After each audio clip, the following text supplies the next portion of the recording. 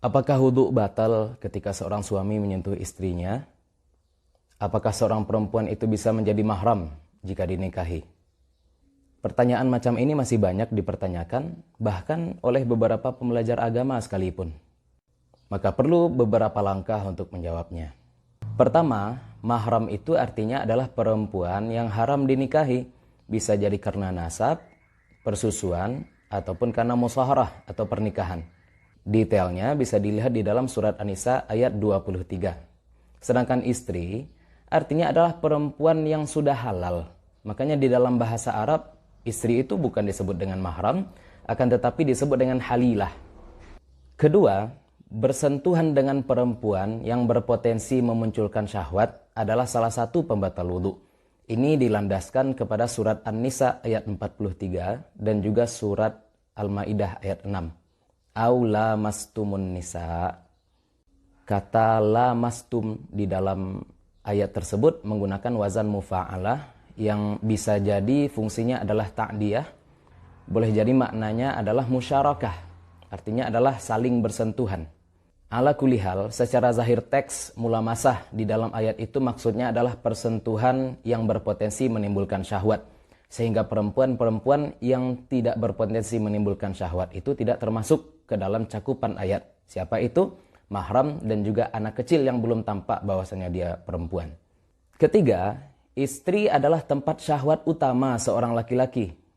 Maka jika tadi telah kita ambil kesimpulan bahwasanya persentuhan kulit antara laki-laki dan perempuan yang berpotensi menimbulkan syahwat itu membatalkan wudhu, otomatis seorang suami yang menyentuh istrinya maka batal wudhunya. Ingat, kita tidak sedang membahas tentang hukum menyentuh istri. Persentuhan suami istri itu pasti halal. Yang kita bahas adalah apakah persentuhan itu berefek kepada wudhu, apakah persentuhan itu berefek kepada status hadas atau tidak. Dan jawabannya, ya. Persentuhan suami dan istri itu menyebabkan hadas atau membatalkan wudhu. Kalau ada yang bertanya, bukankah ada juga hadis yang menyatakan bahwasanya Nabi SAW mencium sebagian istrinya kemudian beliau berangkat ke masjid, dan juga hadis bahwasanya Nabi SAW menyingkirkan kaki Siti Aisyah saat beliau salat malam. Bagaimana kita memandang hadis tersebut? Jawabannya adalah kedua hadis tersebut sifatnya masih mujmal, masih butuh penjelasan tambahan. Kenapa? Karena kita tidak tahu ketika Nabi SAW mencium sebagian istrinya, beliau berangkat ke masjid, yang beliau lakukan di masjid apa? Istrinya tidak tahu hal tersebut.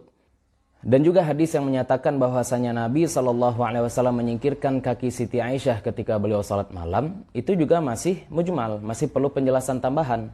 Apakah beliau menyentuh kaki Siti Aisyah secara langsung, atau di balik pakaian beliau, atau di balik selimut Siti Aisyah? Kita tidak tahu hal tersebut.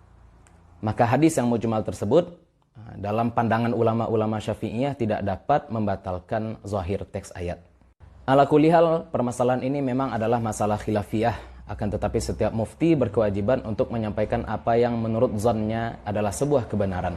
Dan itulah yang kami sampaikan terutama bagi masyarakat Indonesia yang mayoritasnya bermazhab Syafi'i. Oh ya, sebagai tambahan penegasan, menyentuh mahram itu hukumnya halal dan tidak membatalkan wudhu. Menyentuh istri hukumnya halal, akan tetapi membatalkan wudhu. Menyentuh wanita yang bukan mahram hukumnya haram dan membatalkan wudhu. Ada satu lagi, menyentuhnya haram akan tetapi tidak membatalkan wudhu. Silahkan kawan-kawan tuliskan di kolom komentar jika kawan-kawan tahu jawabannya. Itu saja barangkali dari kami. Wallahu ta'ala a'la wa a'lam. Wallahul muwaffiqu ila aqwamit thariq. Fastabiqul khairat. Wassalamualaikum warahmatullahi wabarakatuh.